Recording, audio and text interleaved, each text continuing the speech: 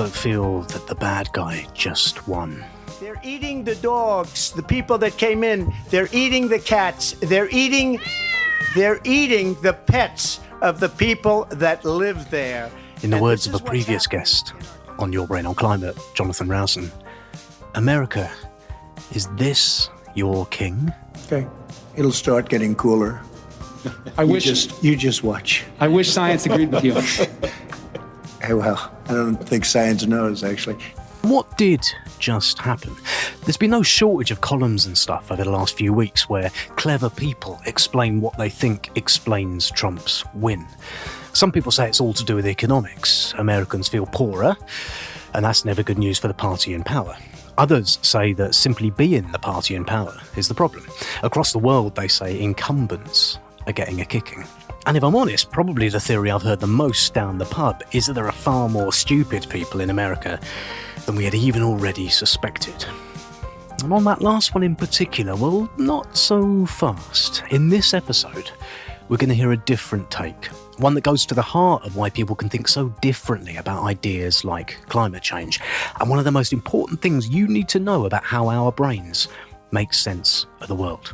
I'm Dave, your host, and welcome to Your Brain on Climate, where this episode we're talking all about common sense and why it's not quite as common as you might think. Don't forget, whenever you hear an owl noise, there's a link in the show notes for more information.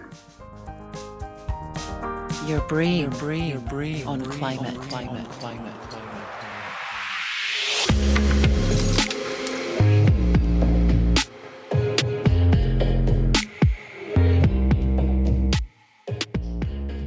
It's not just an American thing, this doing odd things electorally. I remember what it felt like after Britain voted to Brexit. The UK went completely bananas. Well, particularly people did who voted Remain. I was looking back to press cuttings from that time, and it's amazing how many of them featured Remainers saying stuff like this. The EU referendum result was a huge shock, like a bereavement. Overnight, it felt like the country had returned to the dark ages of ignorance and hatred. I don't recognise the country of my birth anymore. And that was how it felt to many on the losing side. I don't recognise my country anymore. The majority of people in it are not who I thought they were. The majority of people are not like me. And you could hear people wondering, who are these people? How is it possible they think so differently to me? How the hell can they think that Brexit, toxic, awful Brexit, promoted by people that I hate, is a good idea? Why don't they have any common sense? It was easier for many Remainers, I think, to think that the referendum had only been lost because of chicanery, lies, tricks and deceit on the part of the Leave campaign. You know, there was some of that, but it's easier to think people fell for it because they're stupid, certainly more stupid than us. Yeah, it's easier to think that than go too far down the rabbit hole of the awful possibility that perhaps, just perhaps, other people have a different view about what common sense is to you.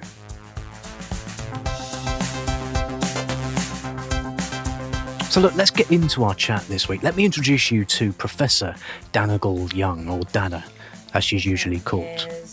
I am the director of the Center for Political Communication at the University of Delaware, but I am a scholar of communication and political science. Danna studies political psychology, right up our street. What lies underneath how we decide what is true about political ideas, including about what to do about climate change, even whether it's real, and whether or not we trust the politicians pushing those ideas. I have been fascinated by politics since I was a kid. I grew up in New Hampshire, which is the first in the nation primary state, or has been for a long time. And so it's a small state.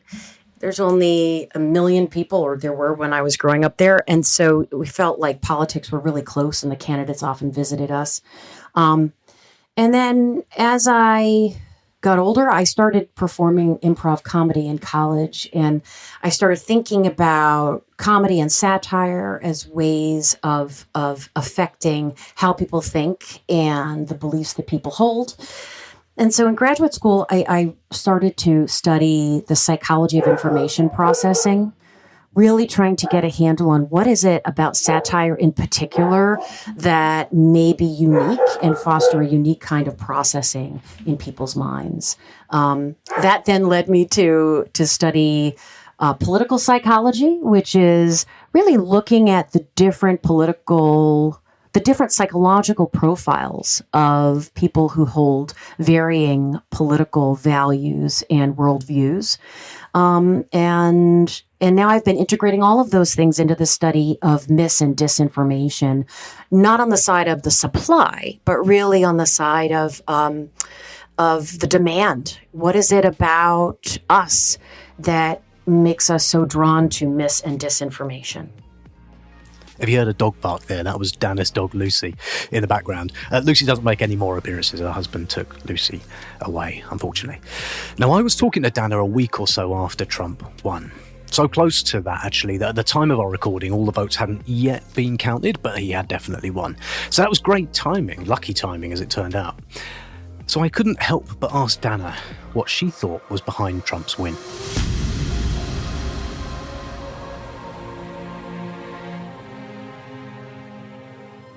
Yeah, it's just an interesting time. I will say the fact that this was a broad, when I say broad, I mean, across all of the swing states, Trump won. However, it was not a landslide in all of these places, right? But it was clear that this is a broad rejection across different demographic groups of what was. And, a lot of soul searching for the Democratic Party and liberals to understand what that means. A lot of finger pointing, which often happens. I'll tell you, one concept that's helping me understand this moment, that it comes to us from studies of populism, is this concept called a lay epistemology, which is simply understanding the world the way that regular people do, which is through common sense and intuition and gut. And a lay epistemology, or common sense, is really celebrated by populist leaders. And it's really celebrated by Trump and sort of the MAGA side of republicanism, which really is the Republican Party now for all intents and purposes. It is MAGA. Lay epistemology champions the way that regular people come to truth in their daily lives. It also is suspicious of large institutions and evidence and data. Those are abstract. We don't know who created those. We don't know where they came from. We don't know if we can trust them. And so as I look at some of these people who he's bringing in, and I look at the surrogates who speak for Trump in media, there is a celebration of this common sense way of understanding the world that I think resonates with people. And that's how he speaks, right? Even in his rallies, when the folks in media and journalism were like, oh, he's droning on and he's unhinged.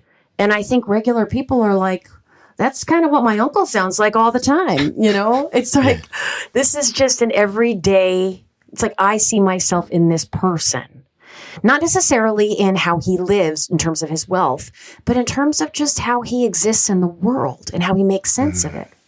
That to me is something that we need to reckon with, because there is something very powerful about that. And I saw an amazing quote, a woman in CNN who said, when she was asked about, whether or not Trump has seemed kind of crazy to her, and she said something along the lines of, crazy does not talk down to me.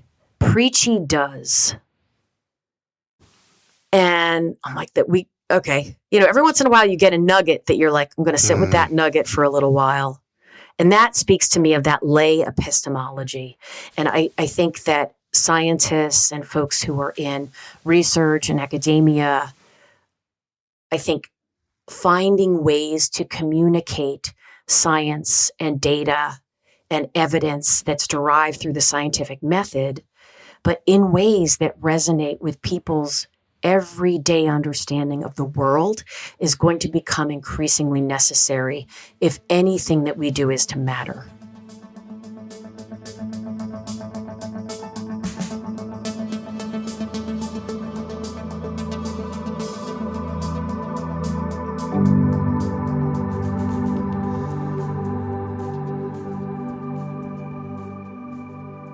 Now, did you hear what Danna said there?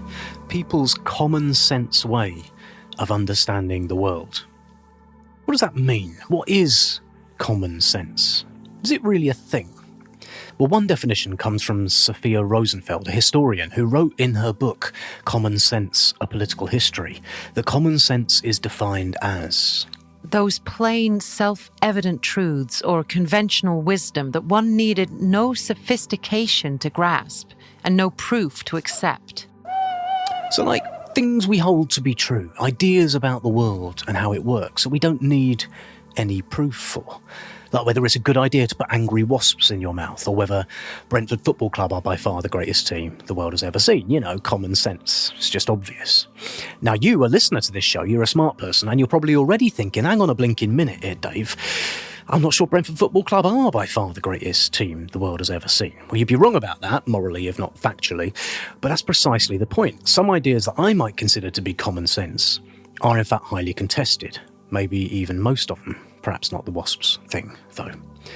But we all do it. We all call things common sense that are in fact highly culturally specific. What we really mean is it makes sense to us without having to think about it too much, and so we expect it makes sense to other people who we think are like us too.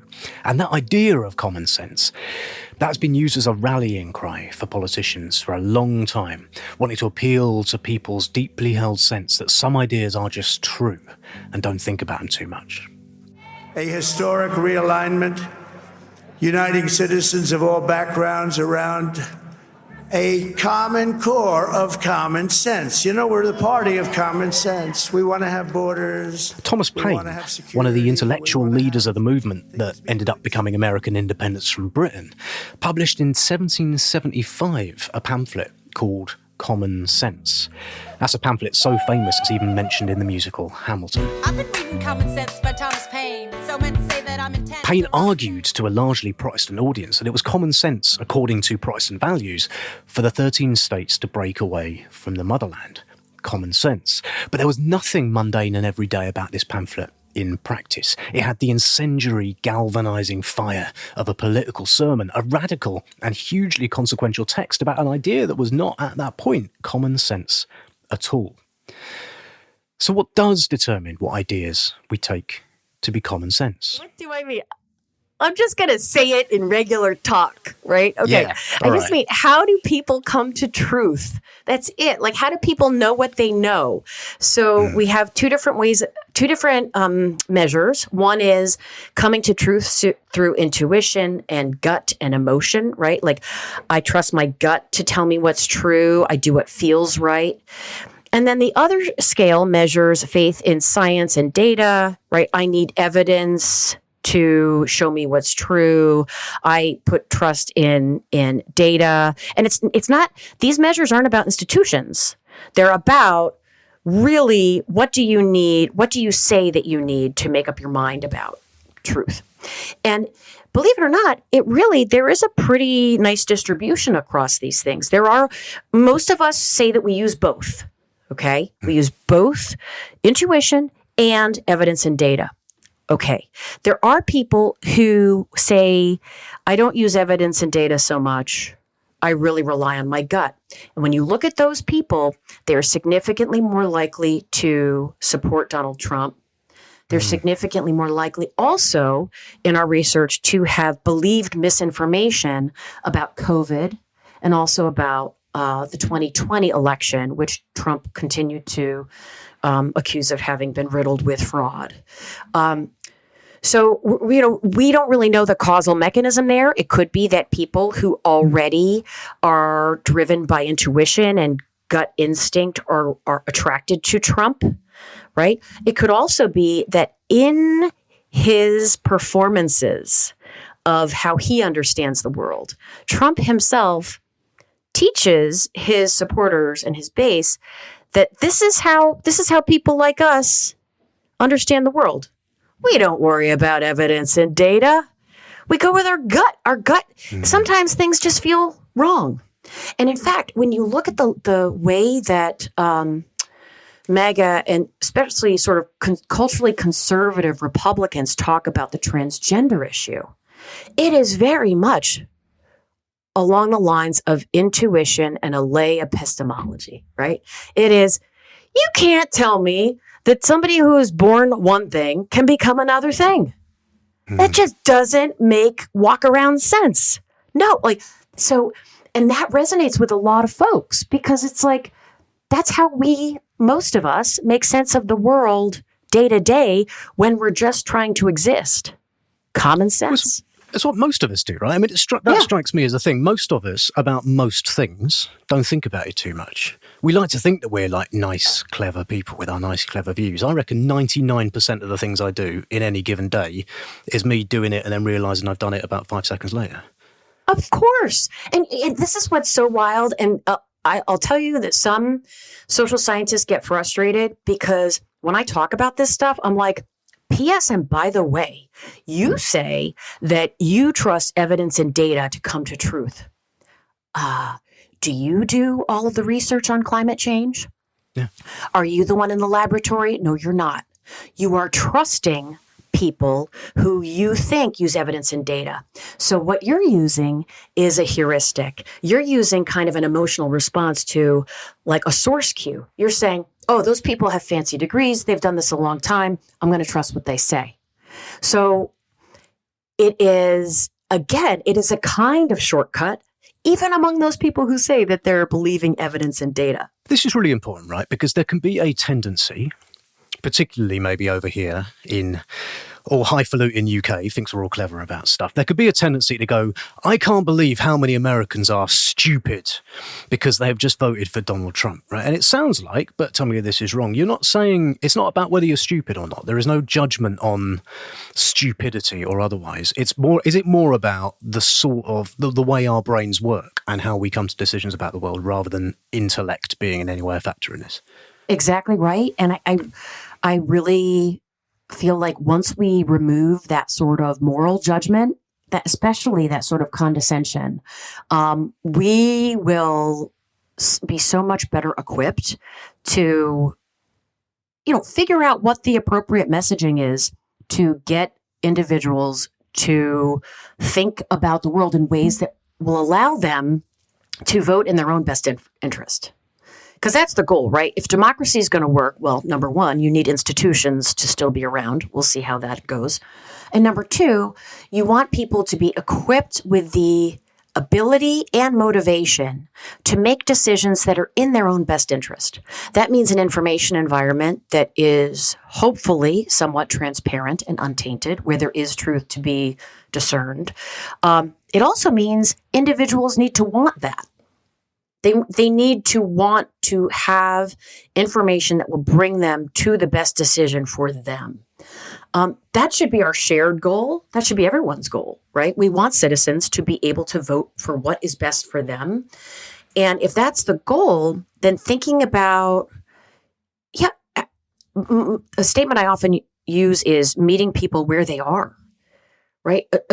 Assuming that there is an appropriate way to come to truth is super problematic. I've been concerned about many of the sort of cultural and sociological shifts in American politics over the past 40 years, whether that be the sorting of different socio-demographic groups into the two political parties, right? Leaving the Republican Party is overwhelmingly white and the Democratic Party is overwhelmingly minority and ethnic minority, racial minorities. I'm also concerned about the religious divide between the two parties, because along with differences in faith and differences in spirituality come differences in ways of getting to truth, right? So when you have a party that is dominated by evangelical Christianity and faith, and then you have another party dominated by sort of either atheism or secularism, you're going to have a fundamental divide in how you come to truth. I mean, the science is about proposing theory-driven hypotheses and trying to prove them wrong to see if they still hold. The spirit of scientific inquiry is falsifiability and falsification. The spirit of religion and faith is faith. It's acceptance. You're not trying to prove things wrong. And in fact, the act of trying to prove things wrong is itself, at certain points in the Bible, punished, right? Asking for proof, right? Show me that you exist, Mr. God. Doesn't always like that, So there's just these two very different ways of thinking about how to get to truth. And on top of that, now growing in the US, we have an educational divide that is huge between the parties.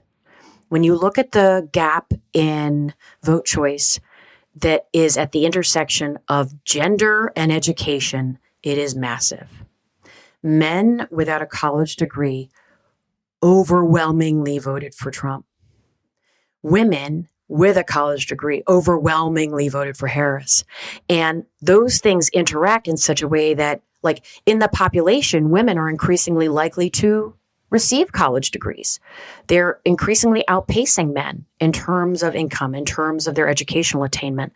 So now you have all these gaps between the parties in socio-demographic characteristics, ways of knowing, training and critical thinking, right? Because that's what higher education gives you, is training and critical thinking, but also exposure to a liberal arts education is learning about an array of distinct disciplines, and such that by the end of the 4 years, you really start to feel that things aren't random, that there are systems and processes that interact.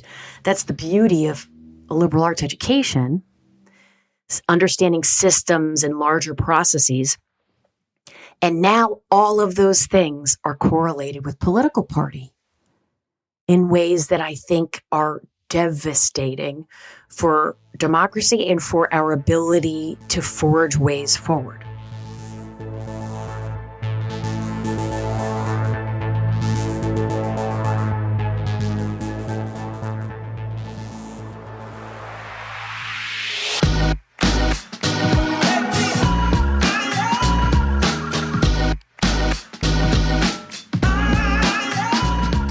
Okay, right. I'm going to divert for a second. Here's a puzzle. You may have come across this before. It's called the Monty Hall problem. If you know it, bear with me for a minute, although you might have forgotten how it works. If you don't, listen up. So, there's a game show where the host, called Monty Hall, a real guy by the way, he shows you 3 closed doors. Now, he tells you that behind one of these doors is a car, and behind the others are goats. And let's just assume, for the sake of argument, you'd prefer to win the car. So you've got a 1 in 3 chance of getting a car and a 2 in 3 chance of getting goats. You choose one of the doors, but you don't get to open it yet. Let's say you pick door 1. Monty then has a look behind the doors you didn't pick and opens one of them, let's say door 2, and shows you that it contains a goat. He then asks you if you want to stick with your original choice of door 1, which you don't know what it is yet, or stick to the other remaining door, door 3, which you don't know what it is yet. So what should you do? Should you stick or should you change? That's the Monty Hall problem. Have a think about it for the next 10 seconds, and I'll be back at the very, very end of the show with the answer to this question. Here's some thinking music.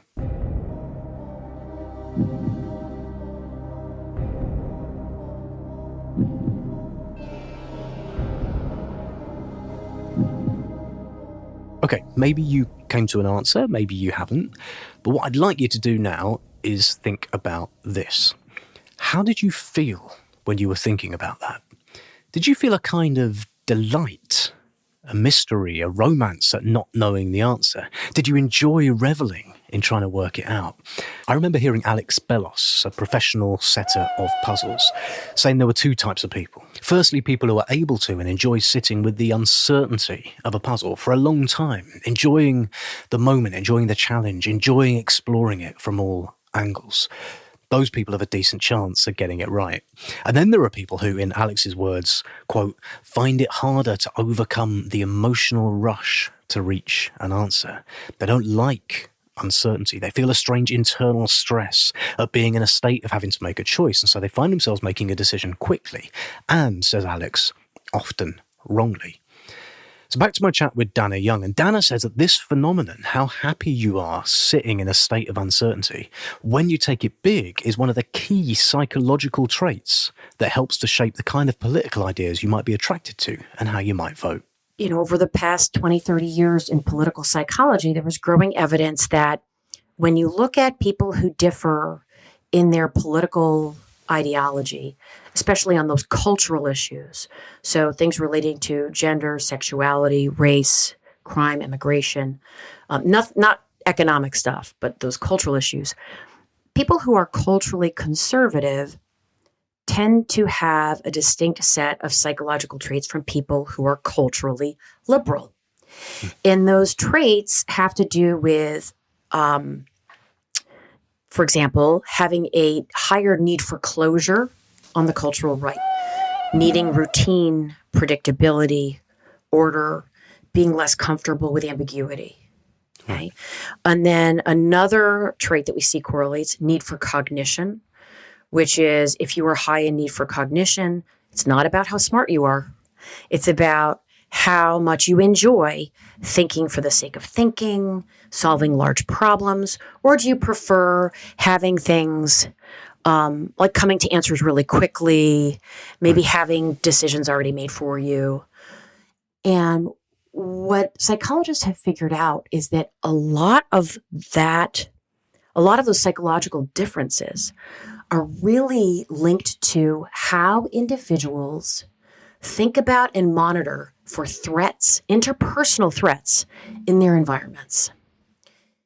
And it seems that there are genetic predispositions that are passed down that give people certain psychophysiological response systems.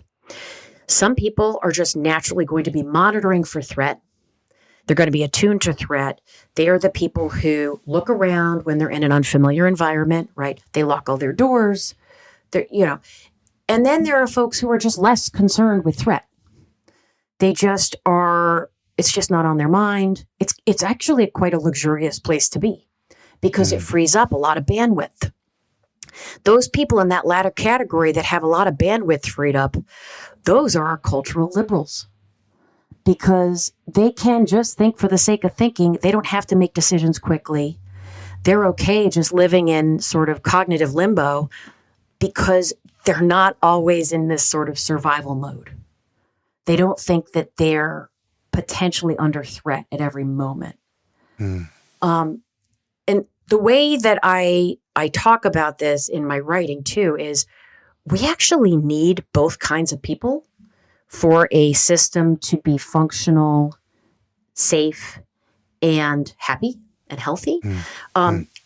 But our media and political environment has weaponized these two packages of traits against each other such that we morally judge the other as lesser or broken, as opposed to seeing that it's the yin to our yang.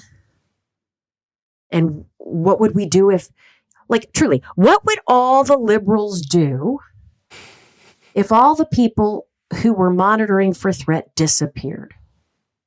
They get eaten by tigers is what they'd do. That's exactly right. They'd be eaten by tigers or taken over by a stronger, more aggressive country or force. And then what would happen if all of the liberals disappeared? And that's a trickier one. But I think that what would happen is it would be, right, because liberals, what do liberals do?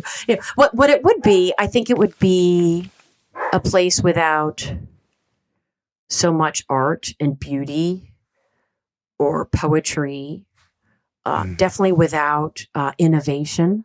And that's where I think it comes around, because innovation is the engine that makes the economic system run that conservatives tend to like. So they need those liberals sticking around.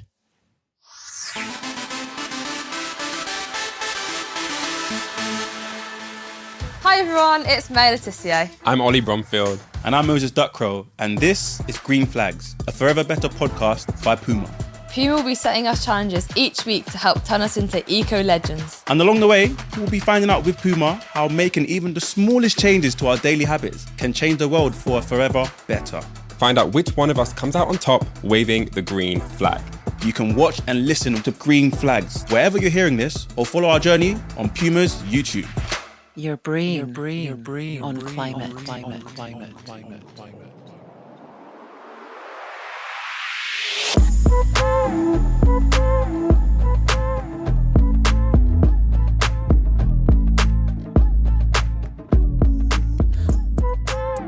Welcome back to Your Brain on Climate. I'm Dave, and in this episode we've been talking about common sense. Donald Trump, who, if you've been happily sleeping under a rock for the last month, I'm sorry to break this to you, has just been elected president again, and he made great play of how his ideas were common sense. Today's guest, Professor Danna is an expert in what makes some ideas seem like common sense to some people and not to others. And at root, she says, are a couple of psychological traits that go a long way to defining what kind of political leaning you'll have. Those traits being, firstly, your sensitivity to threat, and secondly, your need for closure. The more sensitive to threat you are, and the less bothered you are about thinking open-endedly about complicated problems, the more likely you are to have just voted for Donald Trump. So, I tell you an idea that probably requires a bit of thinking about in order to get your head around it, and that's climate change. The shape of the science, once you've learned about it, or trust someone who has, which is most of us, is pretty clear. But there are a lot of uncertainties, like how bad it's going to be, how fast it's going to happen, and the extent to which humanity will be able to cope with it. And that's to say nothing of the inherent uncertainty in choosing what to do about it. And while climate change is a threat, it's not like that kind of a threat. It's not a wolf at the door. It's more complicated.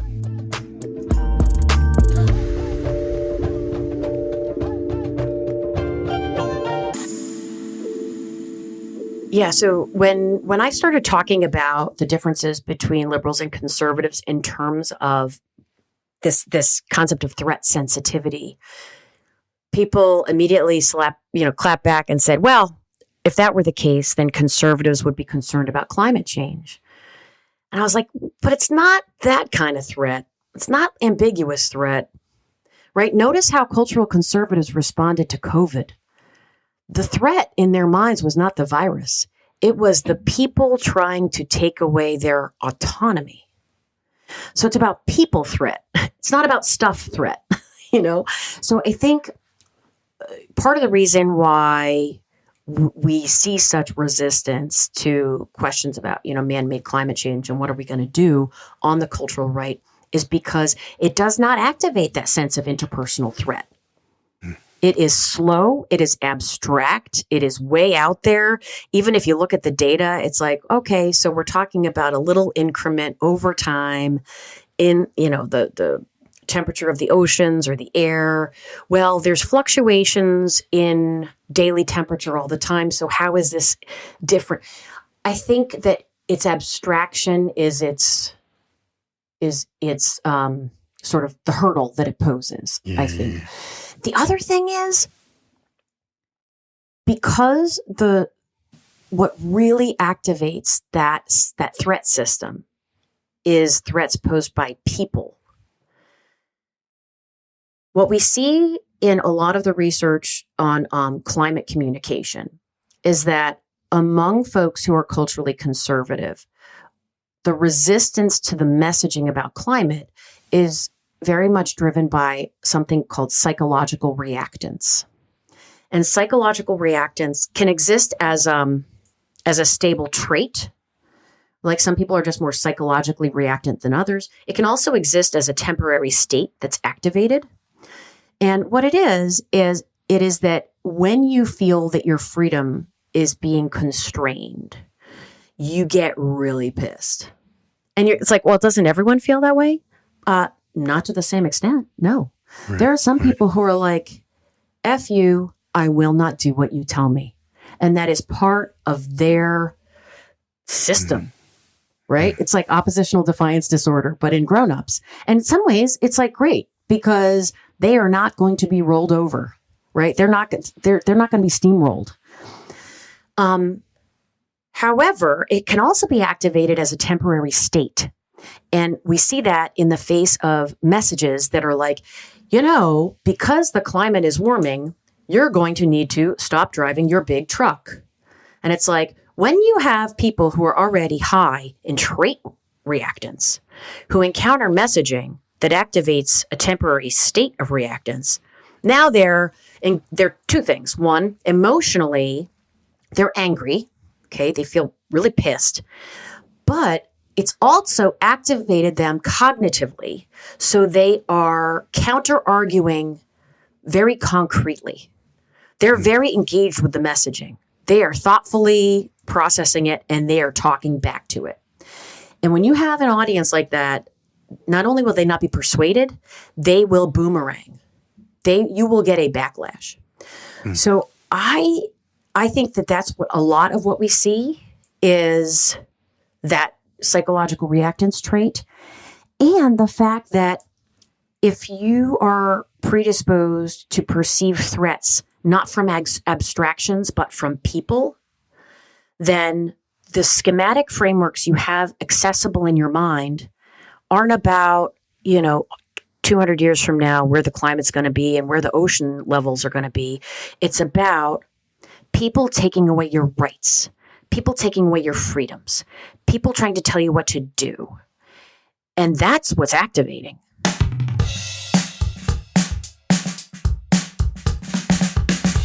Outright climate denial is on the wane as the story of the science seeps into the public consciousness over time. But yet, 22% of Americans, according to the Yale Center for Climate Communication, are still either dismissive of or doubtful about the science. Many of those people think the global alarm about climate change is nothing short of a conspiracy. And I don't know, is this just me? I feel like there's more conspiracy theories around the place at the moment. Maybe that's my own conspiracy theory.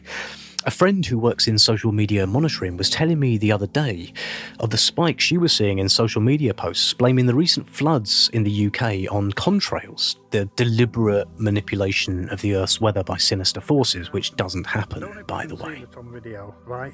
But look at all these chemtrails. They're absolutely freaking everywhere.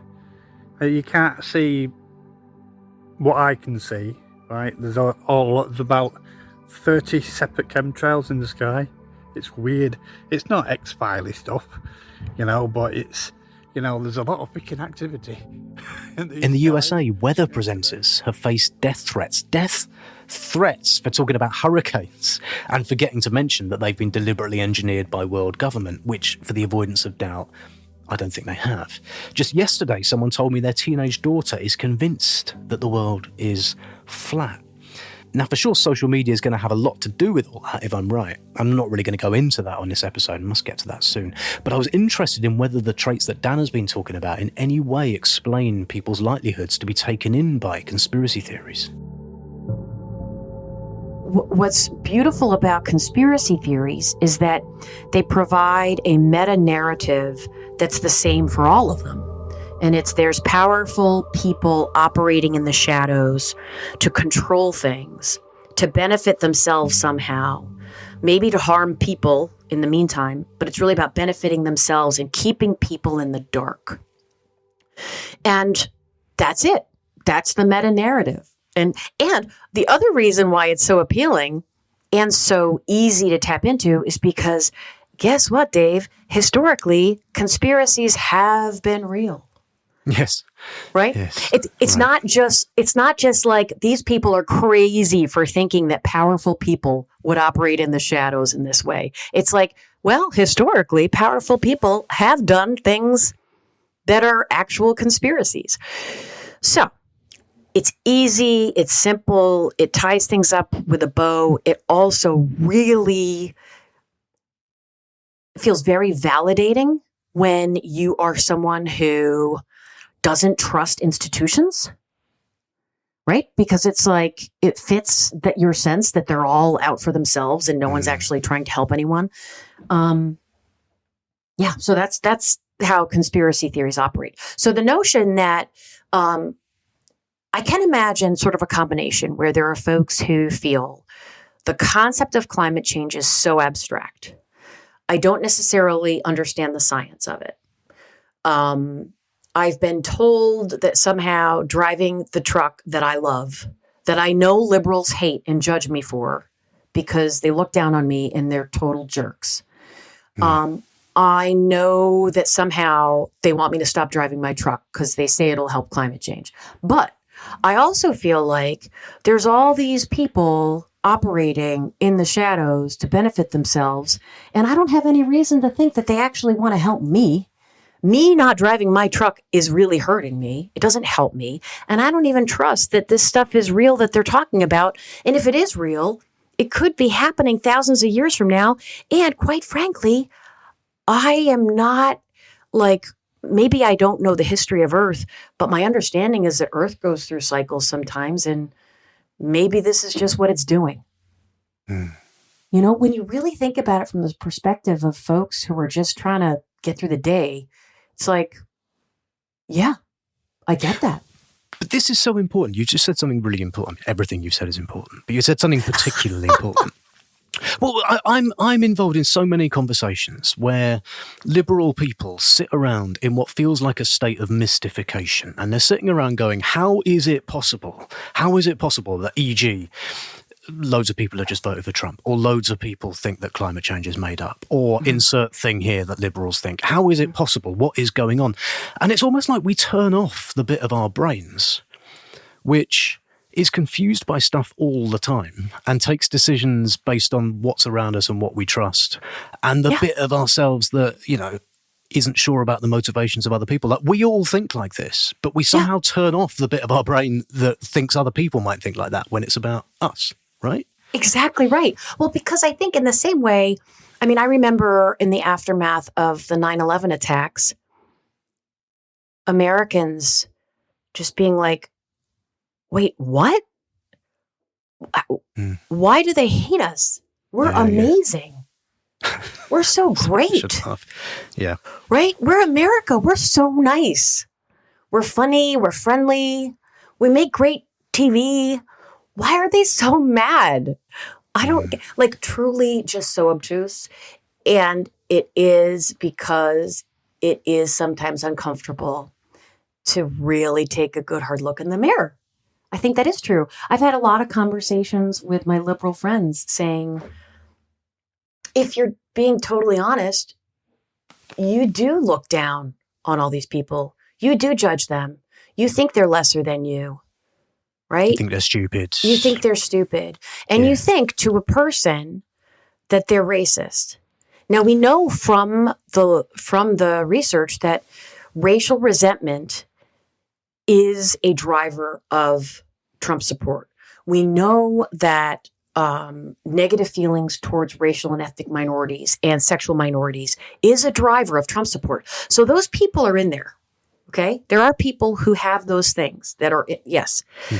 But if you convince yourself that the majority of the country, the popular vote, voted for Trump because majority of the country is all racist and sexist and as opposed to something in the way that liberalism says that it's fighting for regular people is not connecting, and it's not perceived as authentic, nor is it perceived as helpful.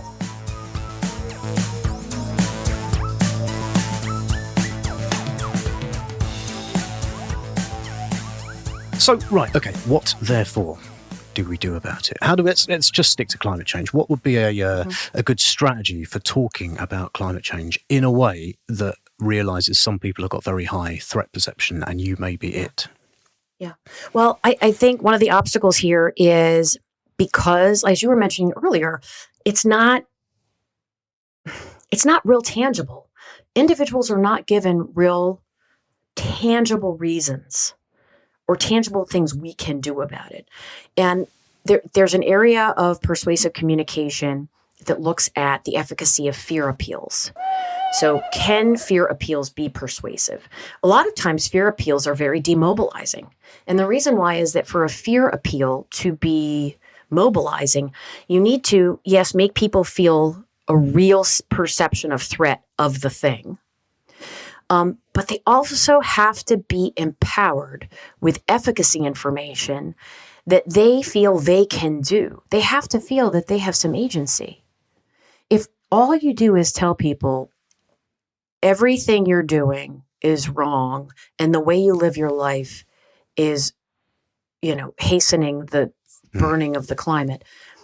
And even if you'd make every possible change right now, even if all governments work together right now, we're still screwed.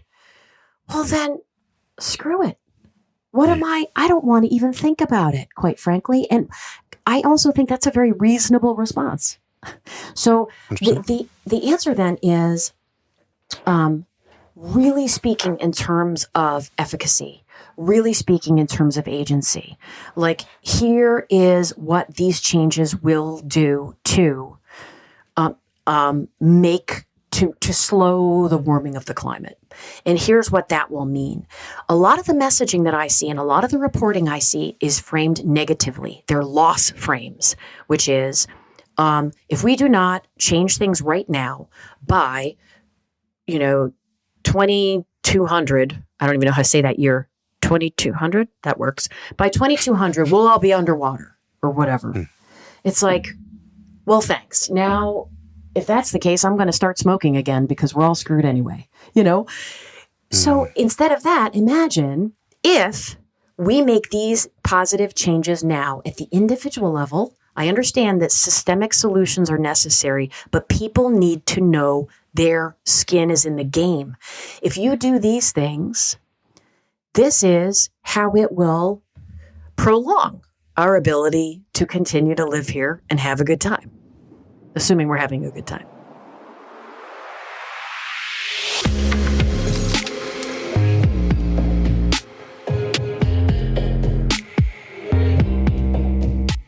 So I'm nearly at the end of my chat with Danna, but I keep coming back to this idea of threat perception. Perhaps it's one of the most important things to understand when talking to people about climate change. You want people to feel that you or your idea or your general vibe aren't a threat to the person you're talking to. You're not a threat to their sense of and their pride in who they are, whether they're a good person or not. Because when we feel threatened, we all do it, we're much more likely to resort to heuristics, our learned sense about the world and how to navigate it, our gut instinct, our common sense. We use what Daniel Kahneman famously called System 1 thinking, our unthinking animal selves. We respond on instinct, not rationality. And that's bad if you want people to reflect on something. And what I'm taking away from chatting to Danna is that some people either have higher threat perceptions than others and or might be less inclined to do that reflecting bit. The reality is that in an increasingly polarised and polarisable country, like, say, the UK or the USA, where our identities are hardened by social media feedback chambers, our divisions exacerbated to make people money, you just being you might make someone think you're a threat. That what you're talking about is the opposite of common sense. And all things being equal, they'd rather vote for that nice Mr. Trump than listen to you. Now, I don't want to leave you on a downer. Look, I did a whole episode about how to lower people's threat perception, how we might have better climate conversations with more reluctant people. Go back a few episodes to my chat with the fab Alex Evans. We talk about deep canvassing in there, a conversational technique that is 100% about lowering threat perceptions and encouraging people to reflect, so you can actually have a human conversation, not a shouting match. Remember, we've all got our idea of what common sense is. In practice, there's no such thing. There is no common sense. What's common to you may not be common to me. And if any politician goes out of their way to say they are talking common sense, well, then they're probably trying to sell you something. Given that we know that we're in this moment where populist leaders are really rising around the globe, it might behoove scientists and medical practitioners and other researchers to think about communicating the things that they know through that lens of a lay epistemology or common sense. Because unless you want to stay kind of siloed and not listened to and not heard, it might be time to make the tent a lot bigger, bring a lot more people to the table, or even better, you go to their table. Go to their table and be like, hey, can I have a seat? Can I grab a beer?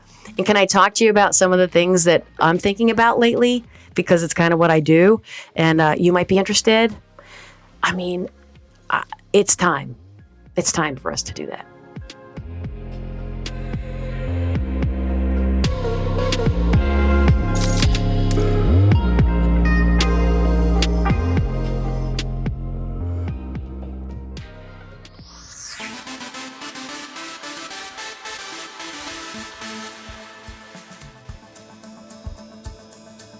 Thank you so much for listening to this episode of Your Brain on Climate. I hope you enjoyed it. If you'd like to support this one-man operation, I pay all my guests, I do all the work on this blinking thing, then that would be very, very kind of you. And a few quid would go a very long way. You can go to patreon.com/yourbrainonclimate to donate. I understand it's best to use the website, not the Patreon iOS app, unless you really, really, really like paying more money than you need to Apple. Or you can drop me an email to hello@yourbrainonclimate.com if you'd like to donate some other way, or just want to give me any feedback on the show. I'd love to hear it. Please do share, rate and review the podcast. You have got no idea how nice it is to see, how much help that is for a small indie podcast trying to find his scared little way amongst the big bad companies with all their money and their asymmetrical haircuts. Thanks so much to Ruth Everett, the lovely Ruth Everett, my wife, for the voices. Thank you, Davey. That's all for now. I'll be back soon. Until then, look after yourselves. Bye.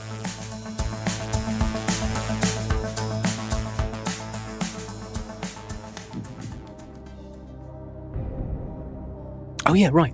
Almost forgot. Here's the answer to the Monty Hall problem. Now you'll remember there are 3 doors, one of which has a car behind it.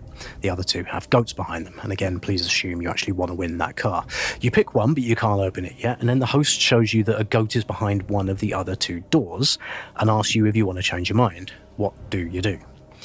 Now, if you chose stick with the first door, congratulations. You are normal, and you are, like I was, completely and totally wrong. I once sat in a pub with my friend Neil, who very patiently, for really quite a long time, explained the maths behind why it is always statistically better to switch to the other box, even though it feels like it's a 50-50 choice. It isn't. I never quite understood it. I am thick. So, here is a clip from Numberphile 2 on YouTube. There's a link in the show notes. You'll watch this more. Thank you, Numberphile, for explaining this. I'm just going to let them take it away. The car can only be in these 3 positions. Now, let's sort of cover them up. In each game, you're going to choose door 1 and then switch to the door Monty leaves shut, our recommended strategy. Game 1. Monty can open door 2 or 3 here, and whichever one he leaves you is going to be a loser. You're switching to a loser. Game 2. Monty will have to open door 3 in this case. He's got no choice. You switch to door 2 and win. Game 3. Monty now has to open door 2. You switch to door 3 and you win again. That's 2 wins out of 3. You did twice as well by following the switch strategy.